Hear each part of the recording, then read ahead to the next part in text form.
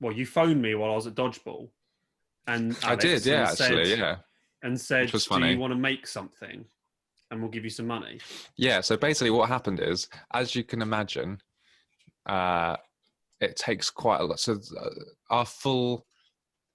So not for broadcast, we're releasing it in episodes. So rather than doing one full story released together, we're releasing it in episodes. And to make a full episode, there's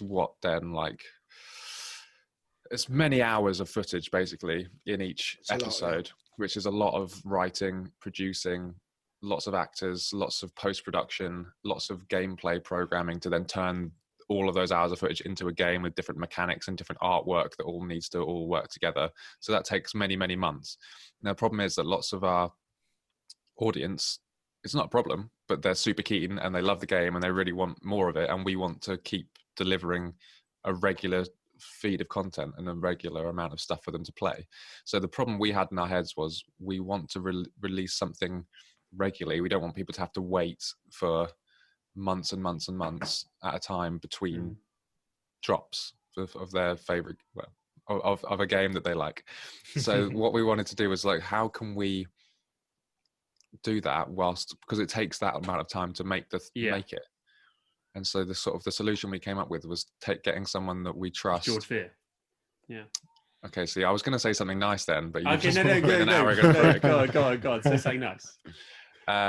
So the solution that we came up with was get someone that we trust and who understands the game and can make something that we think would fit, that we wouldn't have to worry about, which sounds bad, but it's that was sort of the ultimate thing, was find someone who we couldn't have an eye over it as much as we have on the other thing. Otherwise it kind of defeats the point of kind of almost outsourcing it. We find someone who knows what they're doing. And, it's weird. I think the only thing I could link it to for me is like, I'm producing a play, it's going to be on, but 3 days before there's going to be a big section of it which is completely directed by someone else, which I'm not allowed to see until about 3 days before the play comes out. Yeah, that's horrible. a sort of similar way. Was it really horrible? It wasn't horrible, no, because like we could have been as much or as little involved as we wanted to be, I suppose. And we had seen the script and we'd had a few rounds of going back and forth with you and Adam about, maybe we could include this here, or let's find out more about that character and that sort of stuff. So it wasn't scary in that way. It was to film it. Yeah, the actual filming it was hard. Yeah, because normally I'm quite involved in the process, but the first time I actually saw your level together was when we did the read-through. And then the only time you saw it on his feet was the day before. It was the day before at the rehearsal, yeah. So I'd only ever seen it twice. To be able to put together 3 levels in a day with all camera moves and movements and things like that. So yeah, it was definitely, that was a tricky one for me. It was weird because it's like you're doing a little mini play. You're doing like a 15-minute long. It's not even like a 15-minute long scene because there's like 5 or 6 different scenes within each little like chunk. So it was really exciting when it was knowing that like if anything goes wrong, we have to go back to the start. It's so weird. You don't get that on a film. You don't get that in a film thing normally. It's like because you can say if it goes wrong, you just go, we'll just do it again. It's fine. And it's usually only like the maximum amount of time you're being filmed is probably like a minute, if that. Well, I haven't done anything that's really big, that requires like explosions and stuff. So there's never been any like pressure of, oh my God, if I don't get this right. The pressure was in getting changed because obviously it is live, and to get changed into what was it called? The Lovely Legs competition. That was really difficult because we were all like pinned in with the microphones, and then like to quickly get out was stressful. Was it? Yes. I didn't even know that was happening. I found it stressful. You know that was stressful. Great. I don't know about you, Danay. No, it was stressful, but I did find the long takes.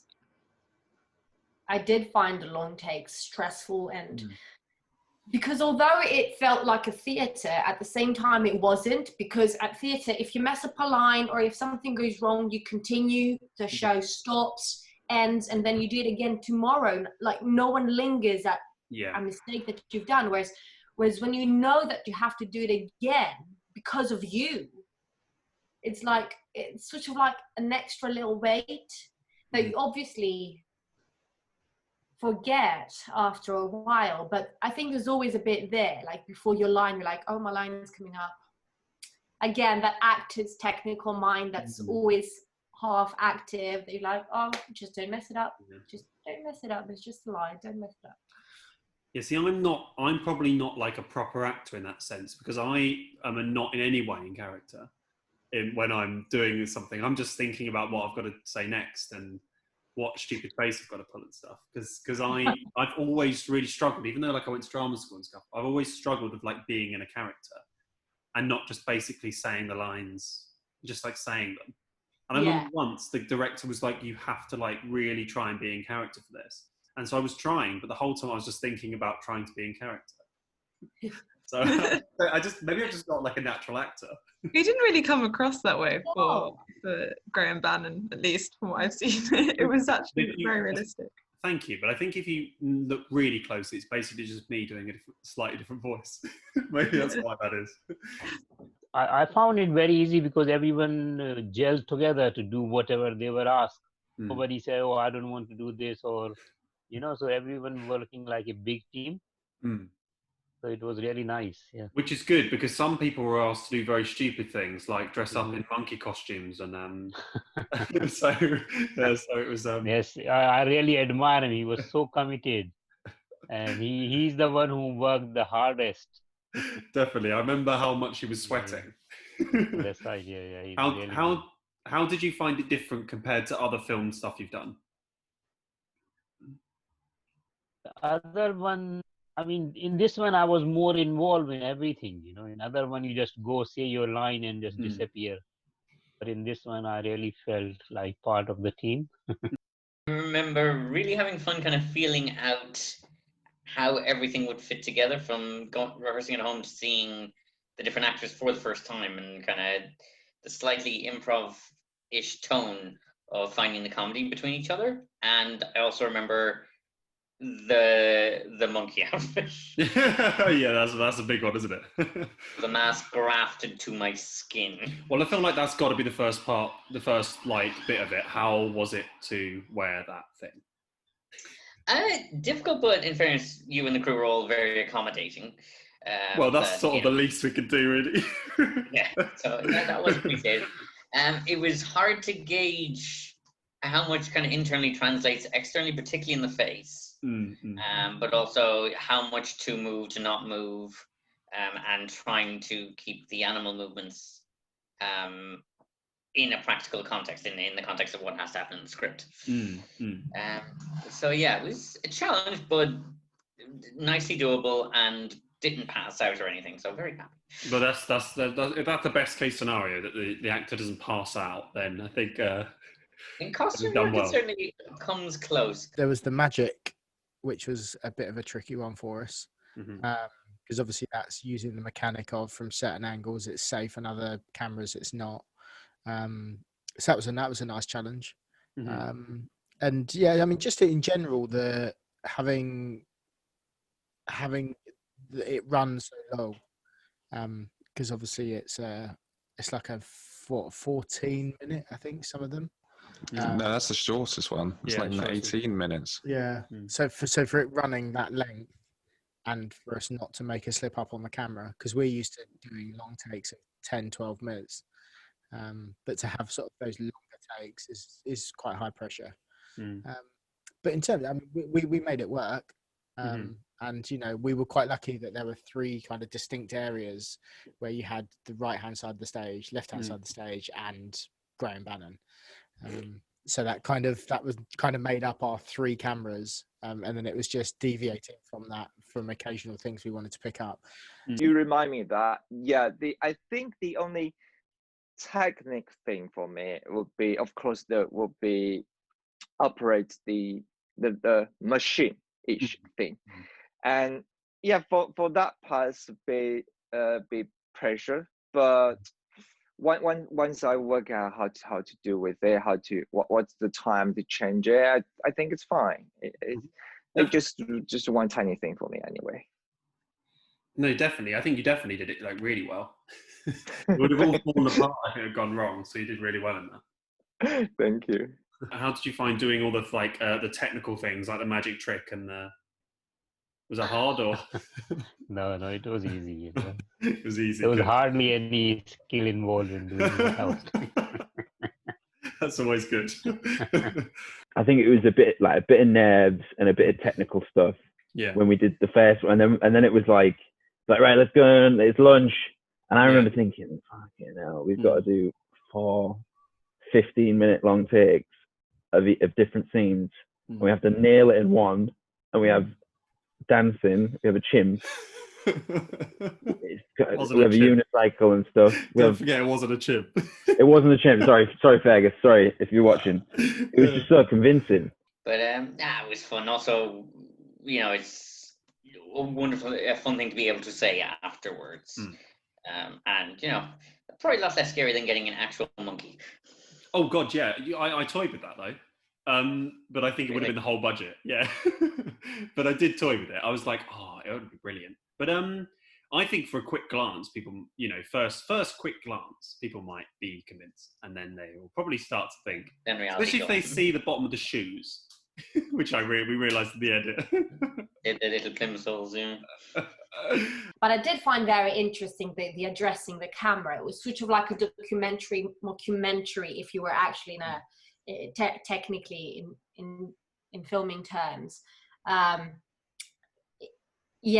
Like we're actors, not presenters, but it was sort of really interesting to dip your toes in someone else's reality, and I think that was really cool. And like because you wanted to connect with the audience and convey how uncomfortable that situation was, and the only medium's a camera, so it was even comforting at times. I felt that there was something there to sort of like, can you see how weird this is? Yeah. You're right, actually. It is kind of mockumentary-like. I didn't really think about that, but there is sort of like a office type, like look down the camera. Yeah, definitely. Yeah, that's really odd, actually. I also felt quite similar to like how it was written, because like you were literally filming a live show, because there was no breaks in between. There were no breaks in between, and there was no one in the audience, which is pretty much how it was written. So it kind of did feel a bit similar to how you meant it to be. I feel like it's not exactly the same humour as in your game. No. Well, no, it's very different. But it was really, I really enjoyed having a different dynamic on set, and it felt like it was weird. Kind of me and Al were there, but there was no Andy, no Jay, and we got a different director, and it was kind of, it almost felt like normal, but then you'd look around and go, no, this isn't normal because that's different. And it was a nice challenge and a nice change. I think it was actually made it feel fresh. Because that was I guess the flip side of that sort of worry and sort of stuff was what was really nice is like I turned up on the day and there was a unicycle there and there was this and that, and it's like, oh shit, I didn't have to think or worry about any of that shit. George, it was free. That free. It's free, the unicycle. Yeah. Was it? Yeah. Bought it on eBay. Bought it on eBay, and then the person didn't take the money. Like for some reason, the money didn't go out into their thing, and they didn't question it. So some poor clown trying to retire and go into like packing his nose, and you just shafted him. Well, there we go. I quite like the character because he's really funny, a bit stupid, and he has a kind of like secret behind. He pretend he doesn't understand the language, and I think it's brilliant to reveal in the end. So like. It looks like a fool, but actually he fooled everyone in the end. I really love that part of the character.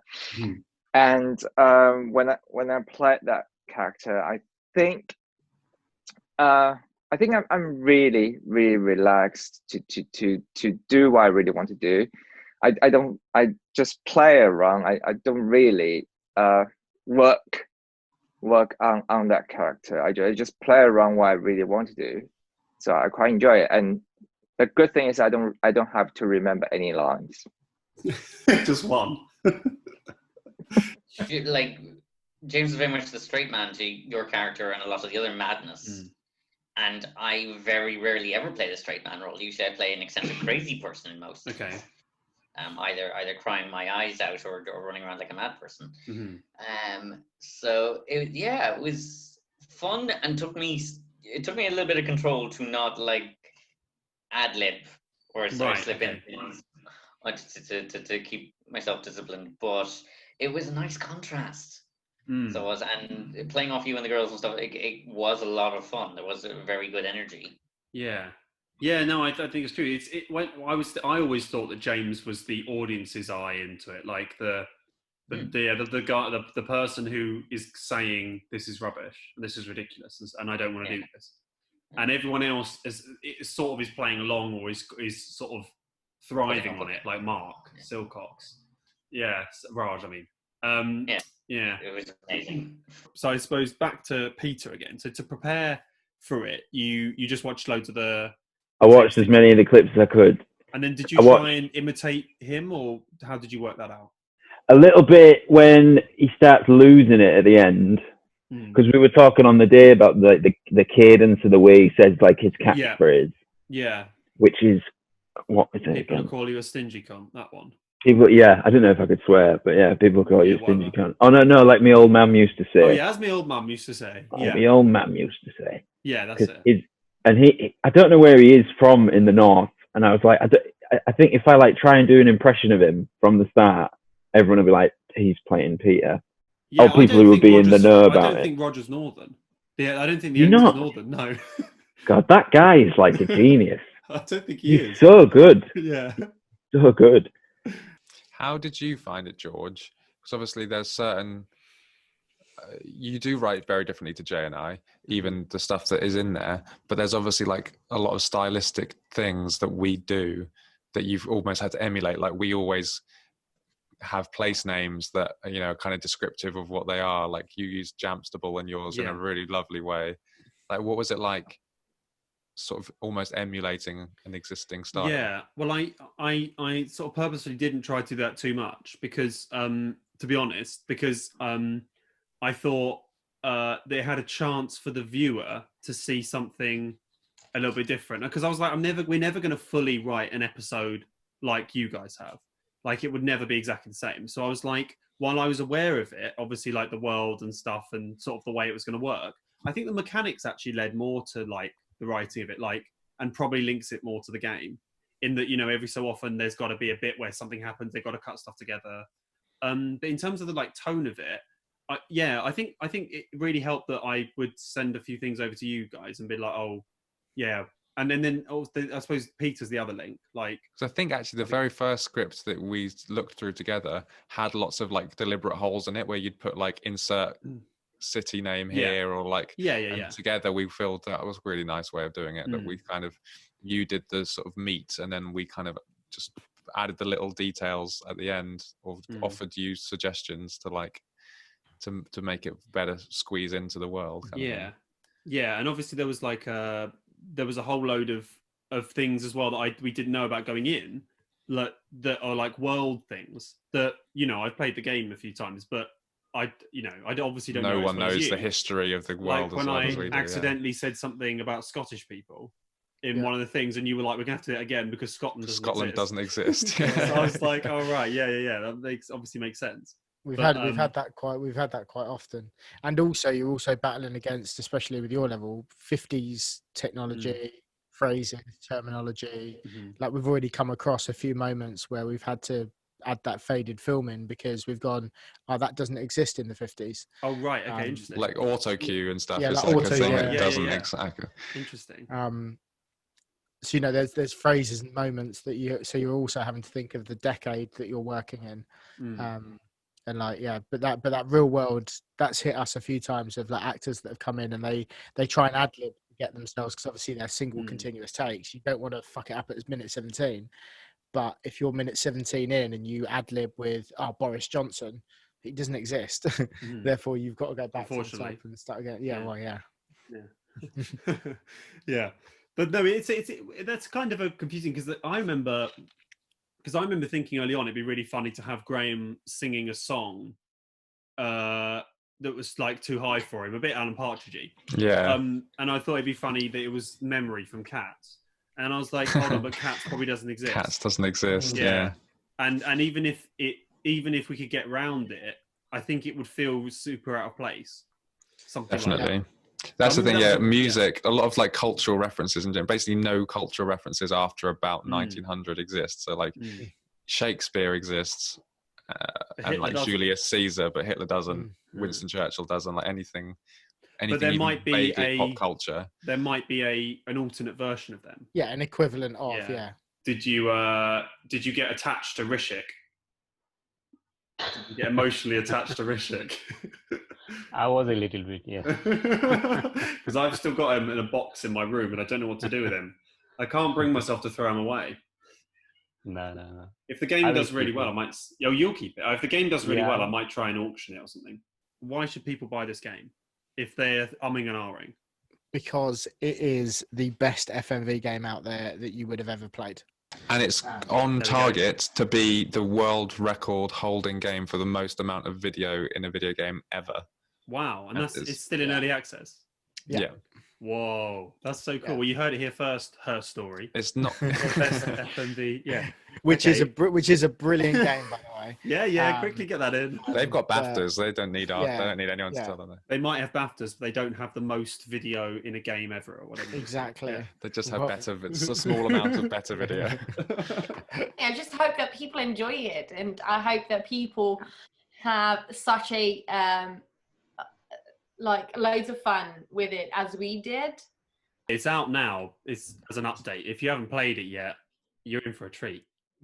Chimps and play it. Go to Steam. Search Not for Broadcast. Go to Steam. It's available there. You'll get all the other stuff, and you'll get George's telethon level for free as a free update. So great. Thanks for joining me, guys. Thanks, George. Thanks, mate.